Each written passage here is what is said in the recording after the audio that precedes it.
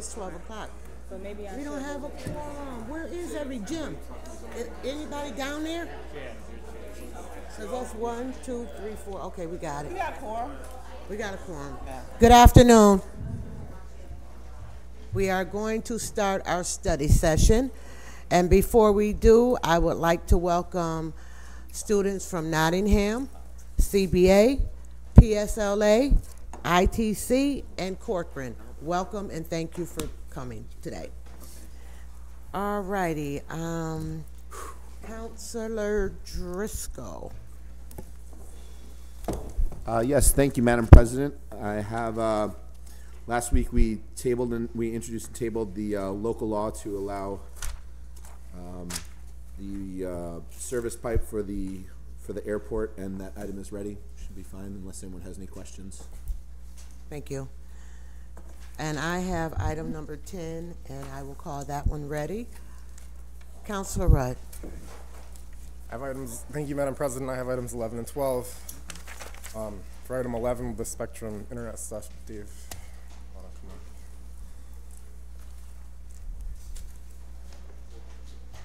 Good afternoon, councilors. Dave Proack, Director of IT. Item number 11, I'm asking for your support for legislation. It's three-pronged. We are looking to upgrade 15 existing Spectrum accounts. So these are 15 locations in the city that currently get their internet access through Spectrum. These are pretty significant speed upgrades. The letter that attached to legislation detailed all 15 locations.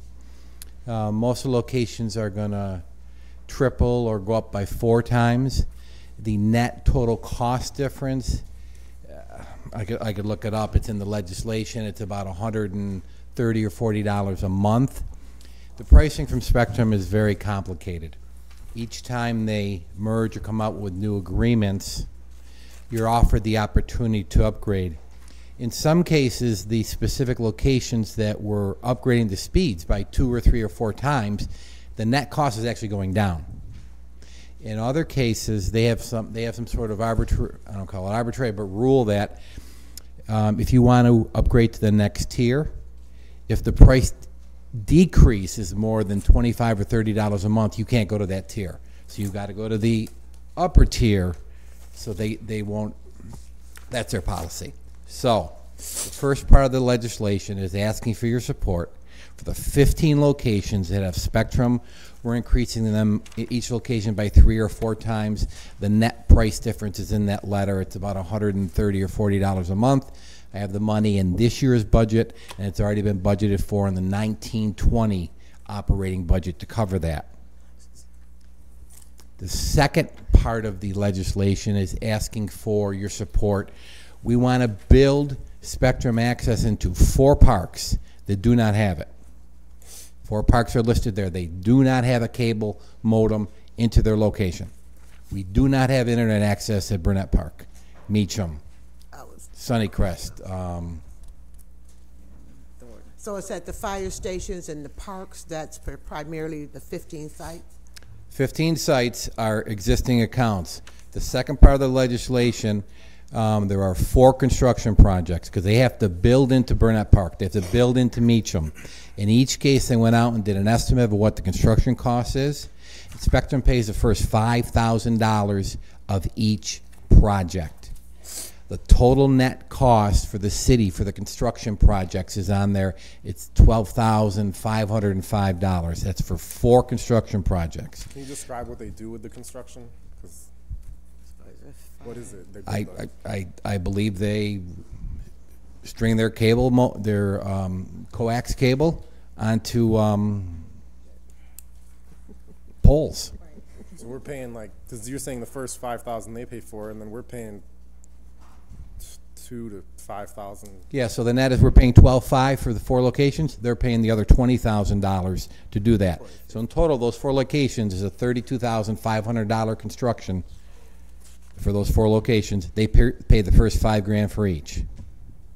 It's fine, but it sort of sounds like the shoes are on sale and they're $500 shoes and they're 80% off, and I'm still paying.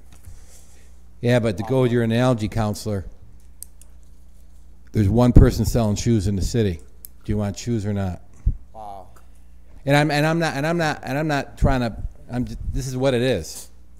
This is what it is. Nobody else is going to build into these locations that are far off the road, and nobody else that I know of is going to give us a $5,000 credit for each construction project. So we've been asked by parks. We're adding credit card processing for the golf course, for swimming pools, for all this stuff. We got to get connectivity. So it comes down to this: you want shoes or not? So, Councilor Thompson. thank you. So this might be for law. We have a contract with Spectrum, and if so, my understanding was that, back with Time Warner, this was covered. Why would we be paying now? Counselor, I spoke with the outside counsel that had been dealing with the cable franchise.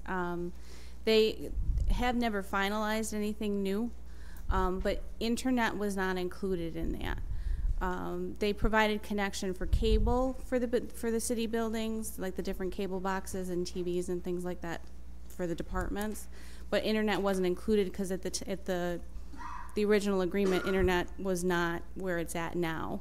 So it's always been different, plus there's been different rulings.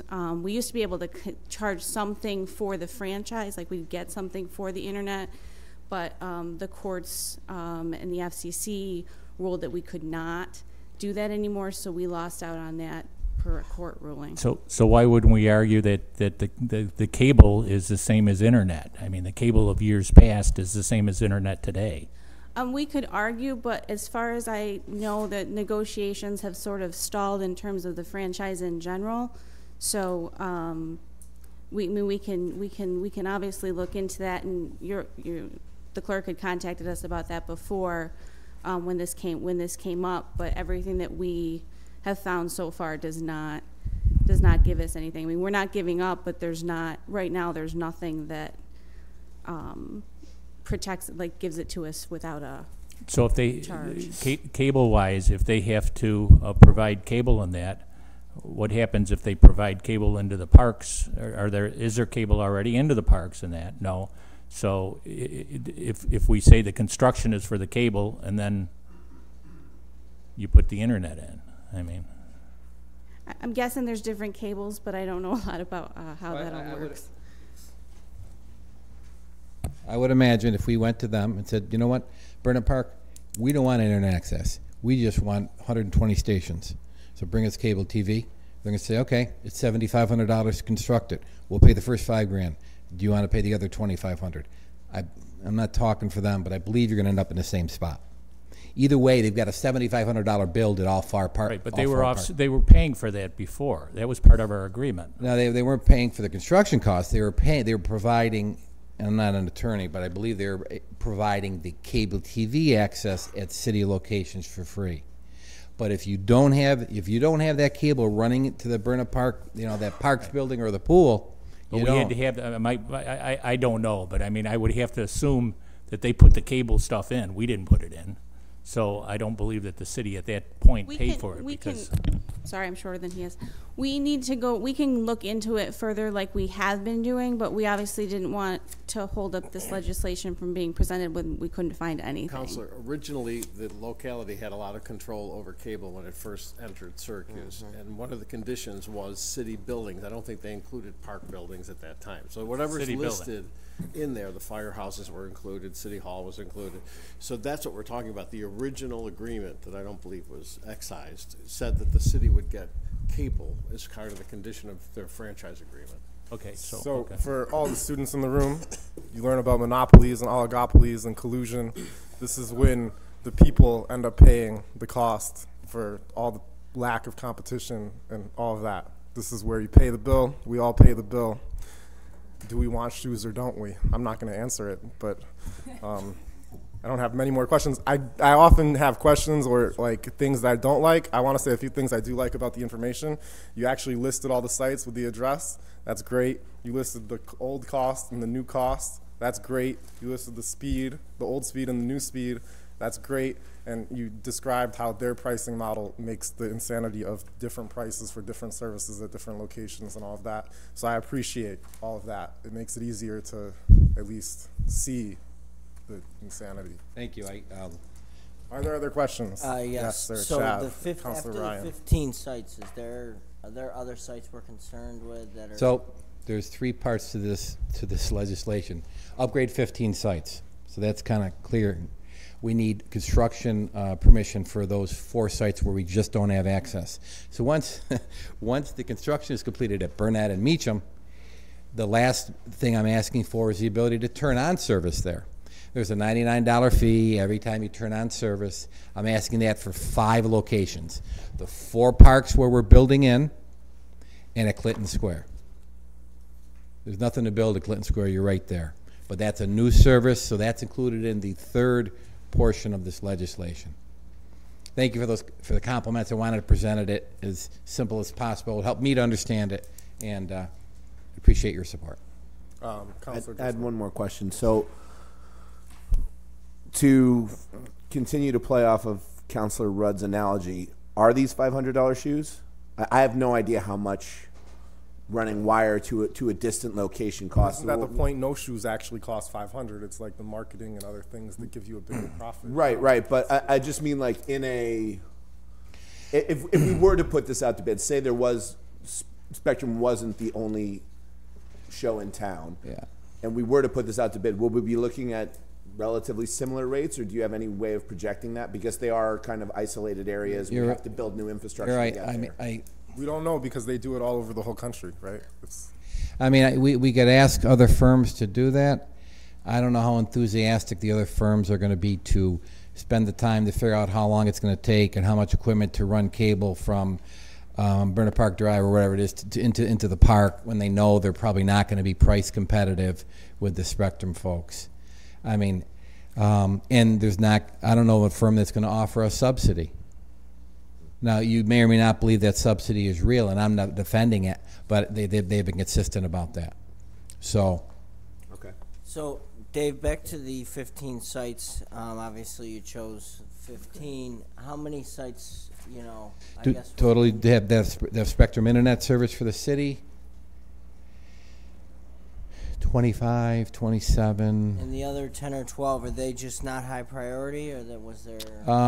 It wasn't price competitive to upgrade. They've already been upgraded a bunch.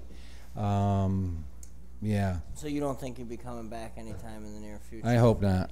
I hope not. I Would you like seeing us, Dave? No, it's a weighty issue, and I submitted it a few weeks ago, and the clerk wanted to make sure, run it through law, so that took a couple of weeks, and I'm a rule follower now, so I don't sign anything. No. Before, this would have been done in January. Now, you have to teach me that lesson more than once. So I don't believe so. Okay. I don't believe so. Thank you. Okay. Thank you.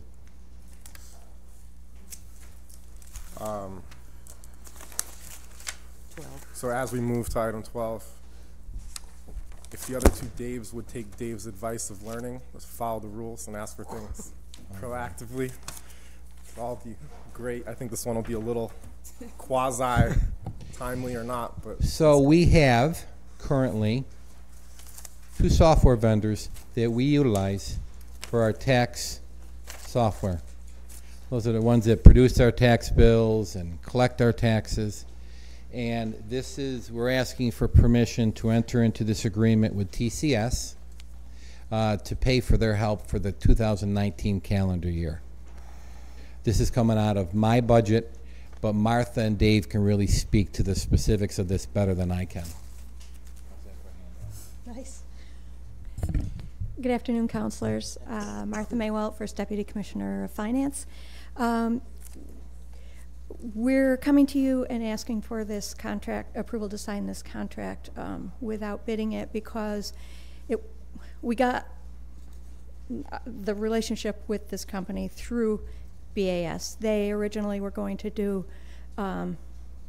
develop a delinquent portion of their software, and they never did. They subbed it out to Systems East, and so now we need to sign a contract with Systems East since we're getting software from both support from both BAS and from Systems East. So we need to make Systems East And legit. because the subcontract with BAS to Systems East is done. So now Systems East isn't getting paid, so we have to actually contract with them, Yeah. right? That's the. Yeah, For 1 year? correct. Okay, Calendar year because 19. I am a stickler because I sit here and I look at all the things we do, and without the competitive bid, that is an issue for me, because I think that we should be sending them out with competitive bid. Right, right. We're going to Hamer software that Oh, can we is- call it Hammer? It sounds so much better that way. Oh, Hammer, okay. We're informed today. I'm sorry, but it's called the Hammer. I got the whole story ahead of time. Hammer. Counselor, you know, we kind of hold our nose at this not competitive bidding this as well, but we had no choice. I understand for We this contracted year, with I Bass, do. And they said, we're gonna contract with that guy there, so all of a sudden we're in contract, we're working with this. And I guy. understand that, but we have a year to figure it out Trying now. to, yeah. And we did do a bid for, we ended up with Hammer, and we did a bid for that. Okay. So they were the best, and the county's paying for it. Okay, so I guess my question is, I mean, we're doing this, but we expect that it's going to be seamless with everything that we're doing because they're the ones that actually contracted out and said, hey, with BAS and RPS, this TCS program or software, this is the one that they worked hand in hand with this company to make sure this is going to be a nice seamless, like we're And not it going to has have been. constituents calling us about, you know, them getting things in the mail of improper or whatever, or their info not being correct on, you know, the software. That's always assessment's fault. Kidding, kidding. Kidding. I think, Mr. Clifford, you have a comment back there? No, we've had both companies working, moving the tax bills from the current software in BAS and taking a file and exporting it, and with Systems East's help, getting it into the TCS software. So there shouldn't be, the next transition per se will be when we move to Hamer, and that should be smooth as well. They're veterans. Okay. Yeah, I guess, you know, my only issue would be with having a non-competitive bid. I understand that it's, we have to do this and do it now, but that it's actually going to be a smooth transition, and we're not just handing a contract over to somebody that is not going to well. So I do think Right. all the students, so there's this innovation paradox, right? We're all trying to innovate, and the tax collection is one space where we're going to try to collect the taxes efficiently, but we end up having to maintain parallel systems, two systems, and then one ends up being proprietary. Something goes wrong, we have to pay more for it, and we end up having to maintain two systems, and then we get these weird data pockets which we're trying to move forward into one system, but it's complicated, and you think we're going to save money in the short term, and we end up spending more money. So I do think this is an area that the plan for moving forward with Hamer, I would love to hear about it proactively and to think about how the costs have really been over time and how we can do it intelligently moving forward, so that we're not like dual systems into infinity, right? So that we're actually going to realize the savings of our innovativeness, I Good. hope. I'm with you. So Hammer. Any so- tax collection software should be called the Hammer. So Systems East will be monitoring. So is this going to be, you know, they said they're going with Systems East, so we have to go with Systems East. Are we going with whoever this company decides they want to go with from here on out? No, well, this is really an interim measure until we move on to Hamer, which is anticipated to be the first of the year. Okay. So this is a one and done, where we were with BAS, and they intended to develop, in stages, they intended to develop, while we were using them for the current taxes, they were going to develop a program for delinquent taxes, and they didn't, for whatever reason. They instead contracted it out to Systems East, so it is a one-time thing, So the and a word- short-term thing for us, since we know we're going to Hamer. Excuse me, I'm sorry. The word monitoring seems like something we're always going to have to do. So will we be using someone to monitor going forward? And if so, That will be the Hamer software. We will be able to. will we be handcuffed by Hamer, or are we down the road? Is this going to be something where we can put it out to competitive bid? Well, we did, and that's why we chose Hamer. We did put out a bid for one software company that could handle both current So and Hamer delinquent. was our competitive bid. For how long? For how long what?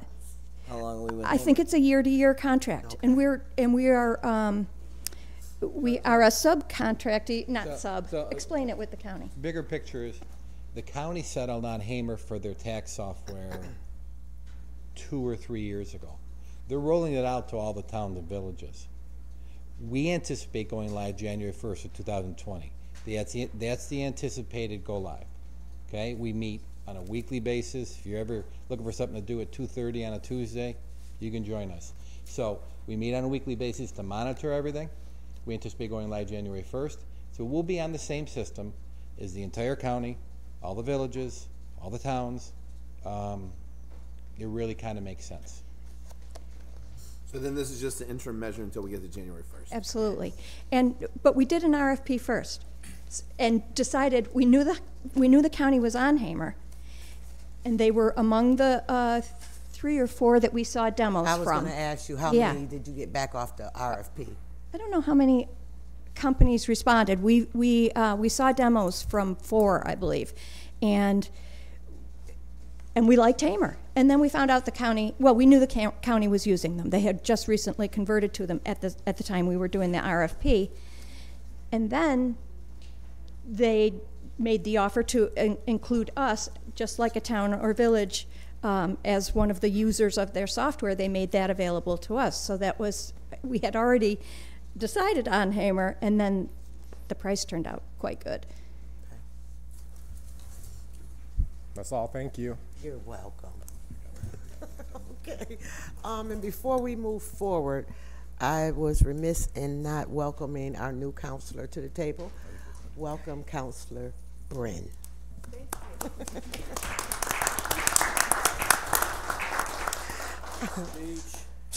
Yeah, Counselor Green. Thank you, Madam President. I have items 13 through 18. Mary, if you want to take us through.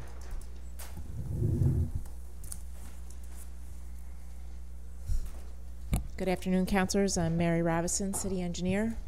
Item 13 is accepting lining of 3 sewer manholes and the replacement of frames and covers along the 100 block of Waite Ave. Salt City Enterprises is developing a multi-use building at 1004 North Geddes Street. So this is the requirement to offset their additional sanitary flow from the project by doing this lining in the sewers. Okay. Any questions?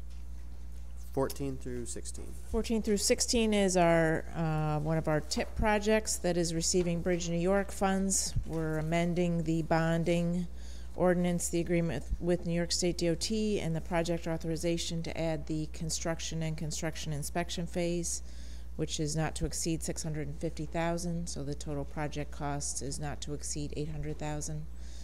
Bridge New York is 95% reimbursable, so there's no Marchicelli. Okay, we get the 95. My face was transmitting that to you, right? Yes. Okay. Yes, President. We'll be bidding it later this spring, and it'll be this summer construction. Yep. 95%. Okay. Okay. Any other questions? Okay. 17. Item 17 is a revocable license to Mobility. They want to attach small network node equipment on an existing streetlight pole currently owned by National Grid at East Brighton Ave, just south of Rock Cut Road. I sent some photographs to you, Counselor. I have a hard copy if anybody wants to look at the location. It's near Brighton Towers and a business across the street. So I guess my question is, how does this relate to the ordinance we just rescinded, and what kind of precedent does it set for us going forward? Well, it is in conformance with the fees are in accordance with the FCC regulation in terms of fees. It's one pole where they're attaching equipment to. We've reviewed the plans, and they've provided certification that the pole can structurally handle the additional equipment. And we also have verified that National Grid has agreed to allow them to be on their pole. Now, I don't know if you can answer this, but have we figured out exactly what it, have we figured out what it costs us to go do all the site review and do all this work for them to do it. I mean, I would assume that, you know, based on previous conversations when we rescinded this and talked about the FCC's, you know, the ruling that the FCC got, that it ultimately actually would probably end up costing us more than what we're being reimbursed for. Do we know if we have figures on what that's actually costing us yet? I don't know exactly what it cost us, but just for one pole attachment, the review of this didn't exceed the $500. I mean, we've reviewed, you know, mobility has been before the council before. So if you look at all our time that we've spent with mobility, I probably can't say we've spent less than $500 in staff time. But for this one single pole attachment, we didn't lose money on this individual review. So maybe this isn't a question for you, but we had this committee meeting, I'm sure you're aware. Yes. Have we gotten any updates on anything? You know, as far as the FCC and mobility and what our plan is going forward? Are we just going to do them like this, just take them and just basically just start doing them, or do we have a master plan, or are we trying to do homework on what this might actually cost us? Do we know that yet? I know we're looking at You said this was less than the $500, so that means you must have some method of qualifying what you think it's going to cost. well, the question really is, well, first of all, our intent is not to go on a pole-by-pole basis. Okay. We're developing language we're developing a draft agreement, and we're also working on the aesthetic standards that have to be in place prior to April 15th. So our intent is to work with these companies on a company-by-company basis and come to an agreement that we can both live with, and we're also trying to address the cost associated with these permit reviews, because from what we understand, you know, they're not going to be doing it on a pole-by-pole basis. They're going to be doing it on a project-by-project basis, and they want the quick turnaround, the 60-day or 90-day turnaround, and that's where our concern is, being able to do that with all the other things that we have to do. So then I guess the question is, how can we decide we wanted to do this now as opposed to wait to get everything else? This is one of the polls that was in the works back last summer, and it was technically acceptable, and they approached us asking for this one revocable license. We did something similar for Verizon last spring, about a year ago, for one pole attachment as well. So, sorry, were you done, please. Counselor? So, by revocable, so this isn't signing us into anything long-term, correct? I mean, I'm just wondering, like, before if we passed this, it was acceptance of a franchise. I know the FCC is kind of taking that off the table in a sense, but are we getting into anything more than just this one poll by approving this one poll, of setting a standard of what's to be expected in the future? I believe I'm correct that it is revocable still, right? It says Catherine? revocable. And I'm just curious, legally, by the word revocable, we're saying we're not entering. All of our permissions are revocable. They're all subject to notice. Right. So I guess then the clerk just said that they're all revocable. So I'm just wondering, by definition, before we were entering into a franchise agreement by approving one poll, are we entering a franchise agreement by approving this one poll? This is and I apologize, I'm not working specifically on these, but in terms of this particular one, it's listed as revocable because if the situation changes and there's provisions in the legislation that allow us to, you know, say that, you know, it has to come down. I mean, or if the pole falls down or something like that. I mean, it's obviously if the situation changes with its location. But I guess my concern would be to the points that Councilors Carney and Ryan have raised about the pricing point and our concerns around that. If we agree to accept this now, are we thereby locking in that we are okay with the $270 price point? I guess would be my concern, right? Is that kind of what we're? I mean, I can get you a more definitive answer, you know, after the meeting and once I speak with Joe Barry, who's working Yeah, I know on it's this. kind of probably. It's kind of more technical, so I don't want to give too much, Yeah. too much information that might be incorrect. But in terms of general approvals, we've already gone down this path in our attempts to. This was something that was the city and have worked out so that this was a way so that we didn't hold up, the progress that they were trying to make. They have projects that are on there, and if we get into a situation where we put everything on hold, that could morph into something that would be worse than losing out on a couple $100. But we've already my concern the precedent's is already been set that we do this, so it's sort of we've already. I guess that's my concern. Are we legally making it more difficult for ourselves to reinvestigate the price point if we approve this now? But can I just jump in there? When we had the meeting, didn't they say, the FCC, that we couldn't, the prices were set with the FCC? We do homework. Yes, unless we do our homework to justify that we would need more. That's why I'm concerned. In New York, I think it's a little more expensive to do business and do work, so we can show that here in the city of Syracuse, it costs us $500 or $550 to do. Okay, because I thought they had restricted us to a degree. Allegedly, based on the conversation that we had at Unless that we meeting. push back on it. Yeah, push back and show, here's exactly what it costs us to do the research, do the site review, and it costs us $550, and we can actually be reimbursed our costs. The concern is the FCC didn't want to see municipalities making a profit. Right, so they chopped us down. All I know is that we're paying $7,000 per connection for internet to the monopoly, and we're going to get paid $270 for each small cell. So right there, that should tell you how this works. So I would just be more comfortable if we were done with our homework and knew what our costs were and what our, aesthetic plans were, or limitations, or what we were looking for.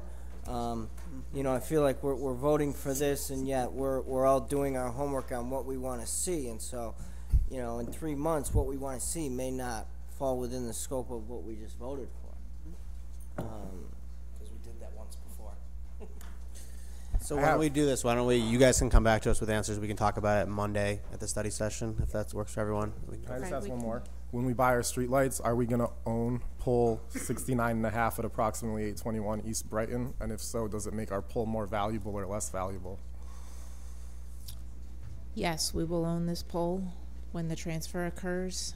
I'm not sure I understand the second part. I don't know, does it change the value of the pole at all, having additional equipment on it? He means the price that we paid for it. From National Grid? Has the price already been set, or is this? I think the price has already been set.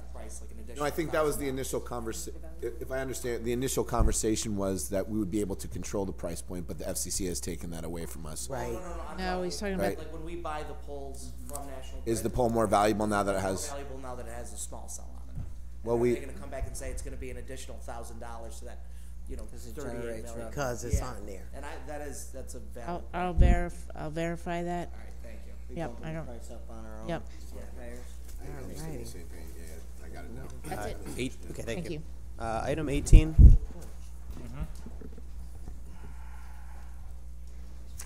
Good afternoon, Beth Smith from the Water Department.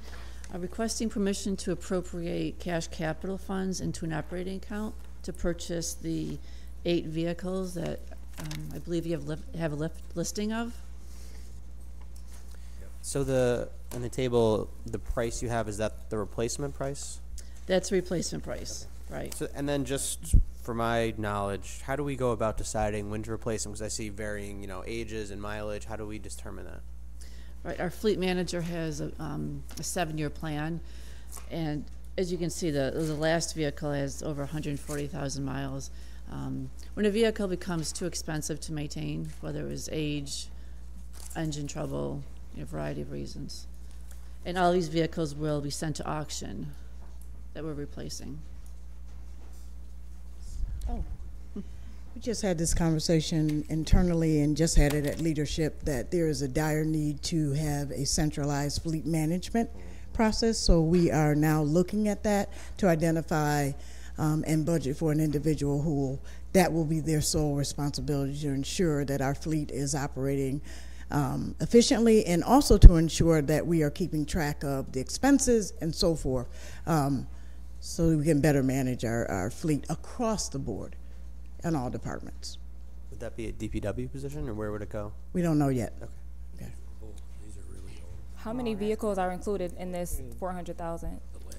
There's 8 vehicles. Okay, we gotta get moving. All right. Thank you, Madam President. All righty. Councilor Carney. Thank you, Madam President. I have items 19 through 23.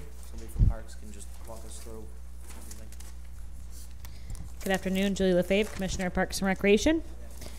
Item number 19 is to accept a donation from Marcellus Nursery to replace the tree that was taken down by vehicle on New Year's Eve. So are we not going after the individual legally? That is responsible for his actions? I believe that that's probably might be illegal. I'm not really sure where it. You know, 'cause it was my understanding that the individual intentionally drove in and killed our tree. I was believe it an accident? Okay. No, it was intentional. Yeah, that's No, that would be handled by our affirmative claims division. When I get back to the office, I can check if the status of. Because I think it's wonderful that Marcellus Nursery wants to donate a tree, but I think the individual who did this should be held responsible financially for their actions. So. Right. I think they might be two separate, because we could have recovery for the value of the tree separately. But I will check with our affirmative claims unit. Yeah, if I could piggyback off that, there's still, if we were able to, there's a lot of, that money could be put to other use if we were able to reclaim it because of the Eastwood.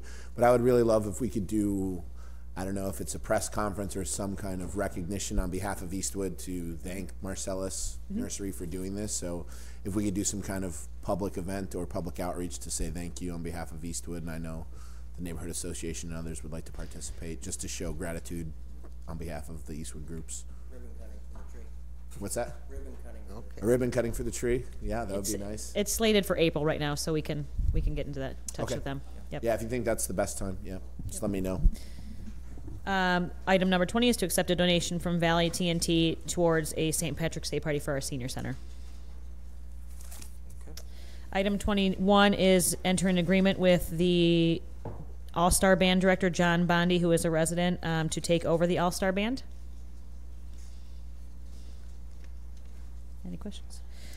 Item number 22 is to enter into agreement with Noratech City Reporter, and this is for our playground inspections, which we just recently hired a new employee who is going to dedicate quite a bit of time to this once he receives the certification. Okay. And yes, he's part of the planning department. It will not be his sole job. He's already started. Yes, it was. It was a vacant position for about 2 years, our architect position. Nice. So they'll make a list of the playgrounds and the status, like the condition? So there's actually a certification you get, certified playground safety inspector, so he'll get that training. This software will walk you through every single item that needs to be inspected for choking hazards, tripping hazards, fall hazards, everything for a playground, so that we can hopefully get more and more of our 39 playgrounds up to code. And item number 23 is to authorize payment for Lamar advertising. Just want to note that this is not money that comes out of the operating expense. This comes out of the celebrations account, which is fully funded through donations that you've already approved. Alrighty. Great. Yep. All those ready. Thank you, Counselor. Counselor Allen. Thank you, Madam President. I have items 24 through 50.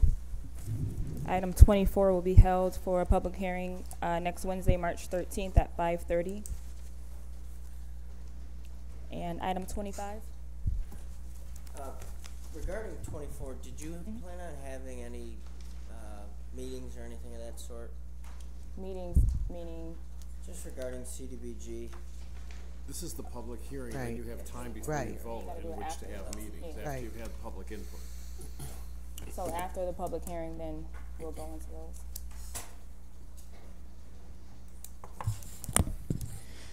those. Good afternoon, councilors. Actually, I have 2 items.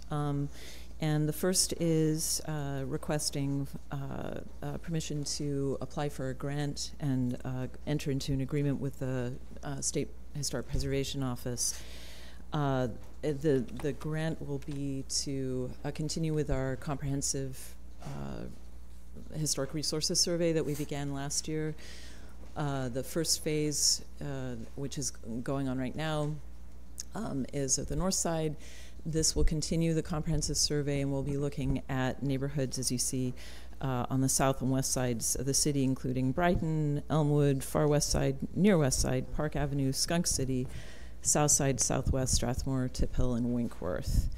I included in your packets a memo that sort of went into the purpose of the survey, and hopefully that will have answered some of your questions. I have met with a couple of you, and I'm meeting with a couple more of you this Friday. I don't know if you have any particular questions.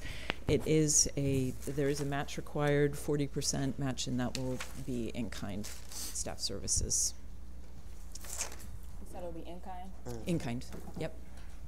So, Kate, thank you. I know you've reached out, you've sent emails. I struggle with these, and do you think it would be possible to have a committee meeting to discuss all the phases and just see a little bit more information? I mean, not just, phase one passed, I voted against it, but it passed. Yeah, so we can have a committee meeting, but the last time that I had a committee meeting for this same thing, nobody showed up. Right. So if you guys you agree to show up, then definitely we can have a committee meeting. Yeah. And I will be there, so yeah, no, happy to do that. So I'll coordinate with you guys so we can get a good time that everybody can come. Okay. Sounds good. Just the grant application is due at the end of the month, so there is time, but hopefully we can do this within the next week or so. Just real quickly, if you could just say briefly what you explained in the meeting about the distinction between the local protection and national historic, because that to me was this definitely, as we spoke, I have concerns from the development side of holding things up, and I think it's important to distinguish between what this does nationally as opposed to local protection.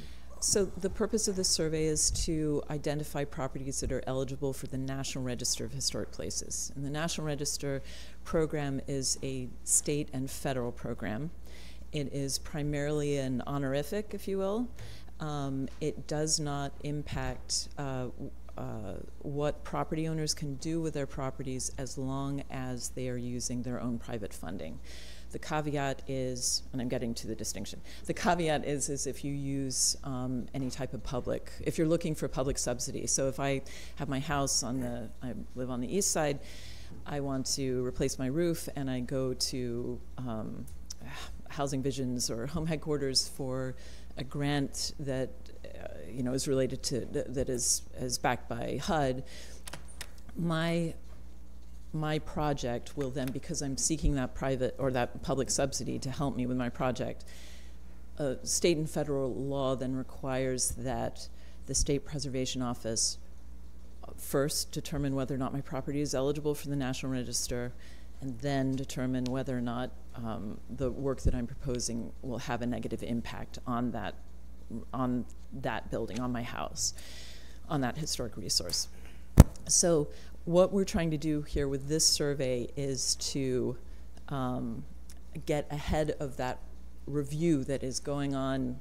It goes on every day right now for any publicly subsidized project. SHPO has the opportunity to determine whether or not these publicly subsidized projects are having an impact on historic resources. So we're trying to get ahead of that to identify what properties are already eligible for the National Register.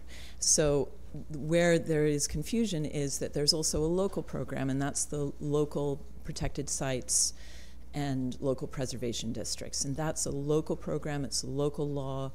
That's where you see the Landmark Preservation Board getting involved. And local protected sites are properties like City Hall, like the Stickley House. They're individual properties that the city has identified as of particular local importance. Sometimes there's overlap with the National Register, you know, that it's both on the, for example, City Hall is both on the National Register and it's also a local protected site. So, for example, if there are alterations to this building, the Landmark Preservation Board has the opportunity to make comments. So I want to make sure that you understand that there's a distinction between the National Register, which is what this is, what this survey is about, and then that local designation, which is the one when, you know, people have concerns about what are the increased costs and so forth. National Register will not impact what people can do with their properties, as long as they're using their own funding. So most of the properties that bother me about this are only going to be done with not private funds, with right. public dollars. Yep. And, you know, I first ran into this, the block blitz up on the north side that home headquarters put on. And any of these houses with preservation designations, they just kept walking by. Because it's not worth, they're doing 40 houses at once. It's not worth to, they want to fix the porch, we'll give you $1,500 for doing nothing to fix the porch. Oh, it's landmark preservation, or it's home, it's got the designation, boom, just keep walking. Yeah. So that's actually something that we don't have any control over, whether or not something is eligible for the National Register. I'm sorry? But if we don't identify them? No, but every property that receives federal or state or federal subsidy has to go through this review. Right. And at the moment, what happens, and it will continue whether or not we do this survey. At the moment, what happens is, because we don't have a comprehensive survey, what happens is home headquarters, for example, sends me in lists of properties each week, maybe 10 or 15 properties that have to be reviewed individually. I send them to I have to, you know, law requires we send them to a State Historic Preservation Office for review. And they can take up to 30 days for that review. They come back, the majority are not eligible, and so they're able to move forward. Those that are eligible, again, that's a determination made by the State Historic Preservation Office. Not to cut you off, Kate, but sorry. we can continue We can this go. Okay. for the next committee meeting. She's Okay. going to call a committee meeting. Thank you. Thank you. And you have 26. Yes, well. hopefully this one will be faster. It's also an application for a grant, same program, CLG program. But this is in support of the 2020 annual preservation conference, statewide preservation conference, which they would like to bring to Syracuse. So April 2020, it's the grant would be in support of let's see, the conference scholarships, venue costs, audiovisual expenses, and keynote speaker fees. Again, no cost to the city. They're basically asking us to be a pass-through. The Landmark Society of Western New York that puts on the conference would be the one that would administer this grant, but they need the city, the host city, to receive these funds to be able to help put on the conference. Okay. Thank you. Okay. Thank you. You're welcome. Item 27. Good afternoon. My name is Yolanda Johnson, Construction Development Coordinator. I have two items, number 27 and 28. First item is for the owner at 308-310 South Franklin Street for an existing awning that will encroach 3 feet into the right-of-way at South Franklin. So this is existing already? Yes. For how long? I'm not exactly sure how long, but I can find out. It's been there for a while. Yeah, it's right across the street from Possibilities. I'm sorry? Possibilities and Your Daily Bread. Yeah. Just shop across a long time. A very long time. Yeah. Well, that's nice they can't get Right. Okay. And the other item is next door. It's at 309-315. They're also asking for permission for a double-sided sign that will encroach 3 feet into the right-of-way on South Franklin. Tell them after the fact doesn't work too well. Sorry. No, not you. It's not you, it's them. Thank you. Okay, thanks. Did you have, oh, you don't have 29. Is someone here for Heather? Okay. Good afternoon, councilors. I'm Jeff Harrop from the zoning office here for Heather Lamondola. Item 29 is a special permit to modify a special permit for a restaurant at 429 Ulster Street. This is for the Recess Coffee. The Planning Commission's approval did expand two previously granted waivers, one for parking and one for signage. Item 30 is a special permit modification for a restaurant at 712, 714 East Fayette Street. I'll have to correct the agenda. The waivers for 712, 714 East Fayette Street, there were 6 waivers granted by the Planning Commission with respect to off-street parking, driveway location, signage, landscape treatment, setback, and frontage regulations. Okay, so 6 instead of 2 that's listed on here? Yes. Okay. Going back to 29, did you have any questions, Councilor Ryan? That one is up in tip. Great project, and I'm Okay. glad it got through. Okay. All right. Thank you. And then item 30 is 31. a zone change. 31. I'm sorry, 31 is a zone change for Syracuse University for property at 700 and 710 to 722 University Avenue to rezone from residential Class B and business Class A to planned institutional district. It would become it would become subdistrict 11 to the overall Syracuse University PID. And there is a companion planned institutional district plan that will be coming before the Common Council, and the district plan is what will be driving any development, any future development within the sub-district.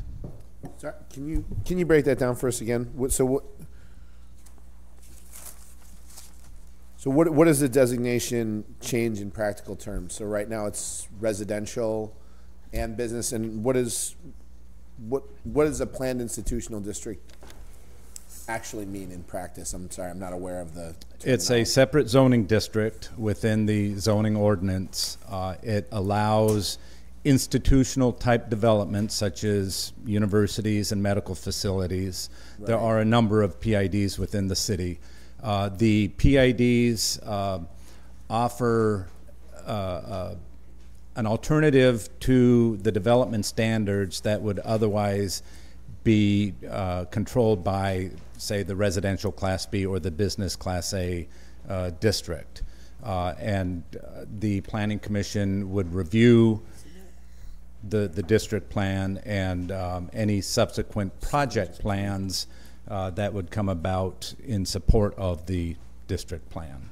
So, I just want to clarify something. Originally, the zone change and the PID were submitted together, but they had to be separated because you have the right to approve the zone change. The mayor has the right to then authorize that approval, and that is necessary before you can do the planned district. So that would have to come in another meeting. That's why they're separated. But just so you know, when Heather's not here right now, maybe Jeff can speak to it. This is one of 5 other zone changes and planned districts that the university is planning to advance. So it is a bigger picture issue than there's just one. What is? Yeah, I would kind of like to explore this a little further. So, do we know in practical terms, like as the clerk was saying, that there's 5 areas that are planned? What are they planning to change? The overall, what will be built here in the planned institutional district? Right now, nothing. There are no submitted plans, no project plans within any of the proposed sub-districts that have been submitted or received by the zoning office. So there are 6 additional sub-districts. This is one of them. They are sub-districts 10, 11, and 12. Then there's the Steam Station sub-district, the South Campus sub-district, and then the Ainsley sub-district. The Steam Station sub-district where, in Pioneer Homes? That one? It's right down by the interstate, Interstate 81. All right. So each PID sub-district will have a district plan, if approved. Okay, so Yeah, you're so gonna we'll, call a committee yeah, meeting? we'll hold this one and reach out to, is Heather, will she be back by Monday? You know? Yes. Okay, so we reach out to her and then, set up a committee meeting so we can get more information. Okay. Thank you.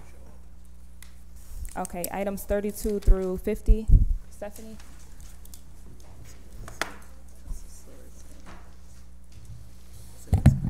Good afternoon, counselors. My name is Stephanie Pasquale. I'm the Commissioner for Neighborhood and Business Development. The items on the agenda are for transfer to the land bank. And there's a handout coming around that you should have received electronically a few days ago. I'll just draw your attention to there at the end of the agenda have properties that are vacant residential structures. And we would implore your passage of those. Thank you.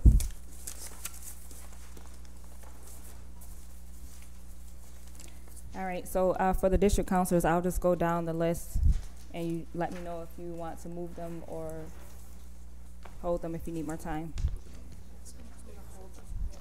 32, 33, and 34, I'm gonna hold still. And did you want to, you need time? I need time to, I want to hold the ones in District 3 just for my review time. Okay, all right. 36 is ready. 37? Okay. And 38 we're gonna hold as well. Yep, 39 we're gonna hold, 40 we're gonna hold. 41, 42, 43 we're gonna hold.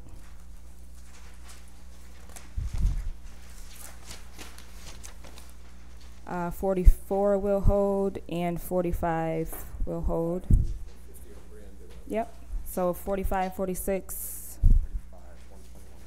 The rest will hold, 45 to 50. Yeah. Yep. All right, thank you. Thank you. Councilor Driscoll just made an A-line, B-line. Okay, I'll take his.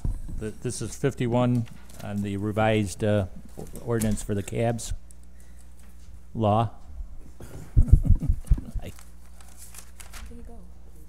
This one we're working on finalizing some language. I've asked for a meeting with Councilor Thompson and Councilor Driscoll so that we can nail down some things before I present a draft to you. Okay. Well, he'll be back in, so we're waiting Okay. for him. And before he comes back in, Dave Del Vecchio left. Martha. 36. Hi there. Can I ask you a question? Maybe you can answer it. Yes. Maybe you can. Maybe you can't. But I just would like to ask the question. I saw the list of tickets that we're looking at, the $12 million list. Can you answer that, or do I have to go to? Oh, the parking tickets? Yes. Sorry, I'm not up on that. Okay. Corey, you are? Ah.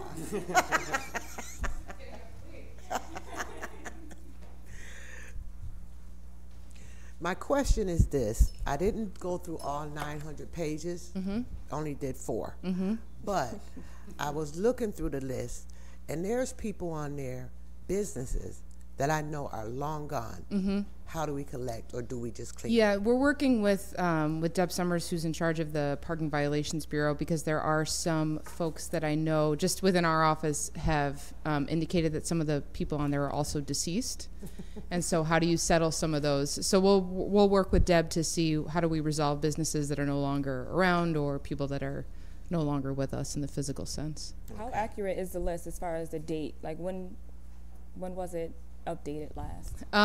That's a good question. I don't know off the top of my head, so I've I'll seen a find few out. people were saying, and this was just like on the comments, like they already paid or they don't owe as much, or, and then why did we put people that they had a 0 balance, but we still listed their names? Okay, I'll find out. Okay. 900 pages. And what about the guy that owes I looked the through it all last 12,000? night. The guy that owes the 12,000. Like, how are we gonna address that? Okay, I'll find out. I'll look and see. And find out too with Sam Dells and all those people that's gone, if we can tag whoever, they're still alive. Okay. Thank you. Thank So you. can we get to the, Joe? Yeah, Joe, you're. Yes, apologies. Yeah, I'm going to hold this item. You know, Corporation Counsel would like to get a little more clarification before we push forward, and I will hunt that down over the next few days, and hopefully it will be ready by next session. Can I have a motion to adjourn? Second? Second. All in favor? Aye. Adjourn. Okay, there will be a public meeting here at 5 minutes. Okay, we'll